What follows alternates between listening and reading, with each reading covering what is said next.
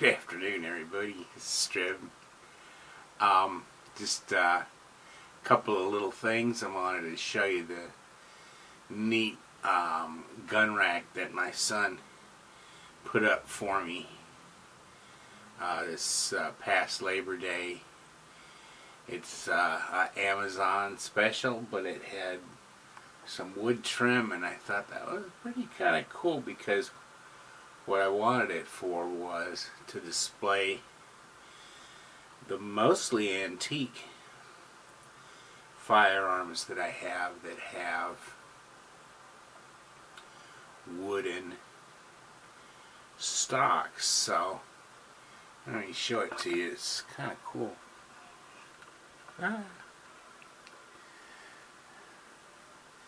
Here's the bottom part of it. I'll put it right over the targets that I have taped to the wall. It's just this little cubby hole office space of mine. It's my little world. You can go way up there. From right to left, we're talking Mosin Nagant, 9130, 1938. Next to it's a T-53 from China, built in 1954, based on Mosin Nagant M44. Machinery next to it is a 20 gauge shotgun. It's a Marlin. It's pretty cool. Next to it is the Oberndorf Mauser that I took a trade not too long ago. It needs a little work, particularly on the interior of the barrel. Or I might re-barrel it, I'm not sure. And next to it is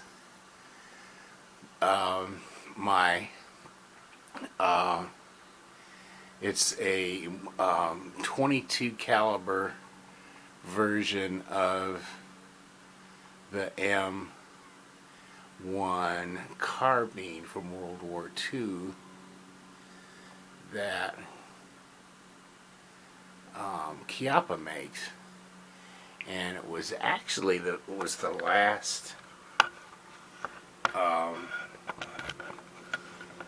time I went to the range, which was just this past week, believe it or not. That's what I shot, and it's just freaking delightful. I did put a scope on it, just a little 4-power, and got that zeroed in pretty nice. And we're not talking Marlin 60 size groups where I can cover it all up with the tip of my thumb. It's more like maybe 2-inch groups at 25 yards, which isn't real great. It's basically minute a squirrel, but depends on how patient the squirrel is.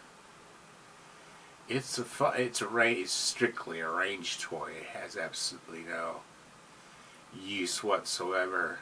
I got a chance to show it to my dad, like right before he died, and he carried a M1 carbine through the Battle of Chosin Reservoir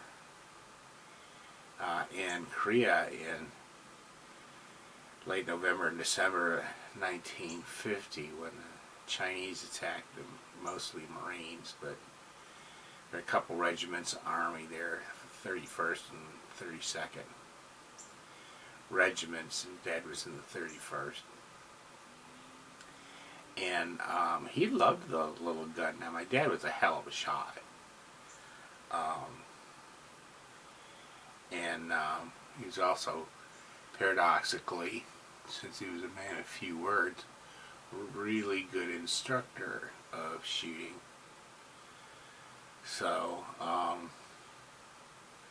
I don't know if I can get these groups any smaller than that with this particular rifle, whether it can be accurized or not. I did notice that the muzzle was not crowned, and in fact it looks a little rough, so I might try crowning the muzzle to see if that improves the accuracy any. But it's fun and it's light, and it's wish I could get like 15 or 20 round mags for it. I could only get 10 round mags for it.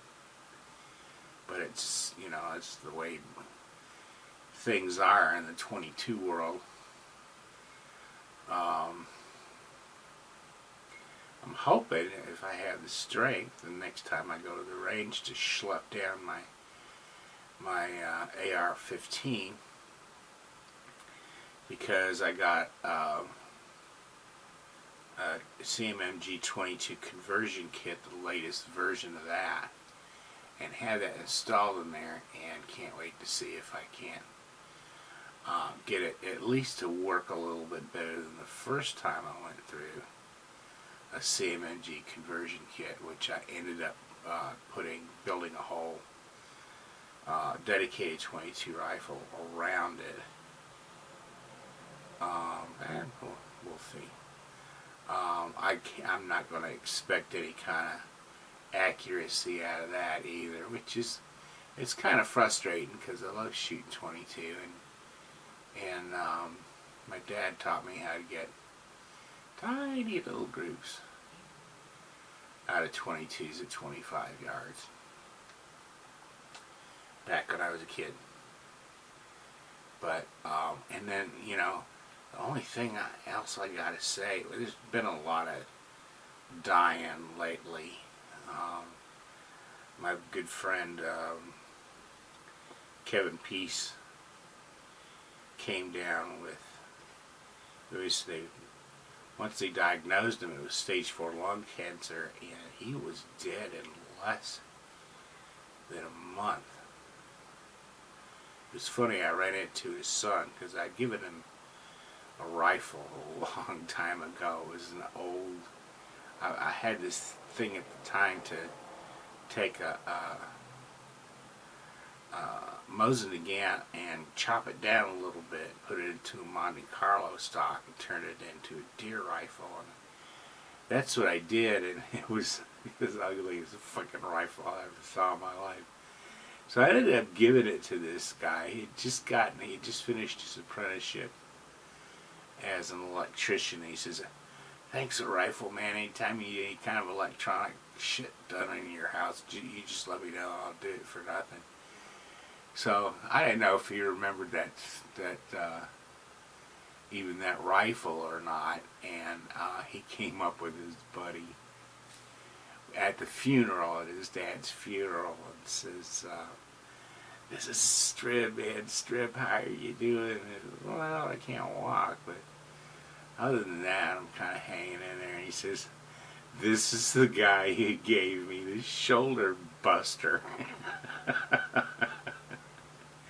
And that's what they called that hack down Mosin Nagant.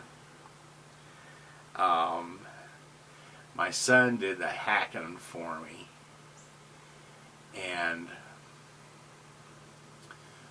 we ended up crowning that muzzle with a stainless steel, round-headed, slotted screw head that we put in a drill and use that to crown the muzzle. So I'm thinking, maybe I'll do the same thing to that little 22. And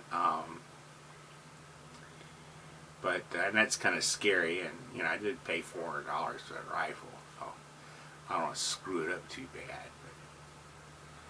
But that's all the news I got. Paul Harrell died the other day. He's sort of the dean of gun tubers. He was around a long time. He was a very entertaining fellow. His videos were way too long. but and he wouldn't use any sort of modern stuff like ballistics gel and crap like that. He was more into his high tech fleece meat target and stuff like that. But he was entertaining, and it's don't try this at home. I'm what you call a professional. That's how I ended every one of his videos, and he's gonna be missed. He was an interesting guy. Thanks for tuning in. I'll talk to you guys later.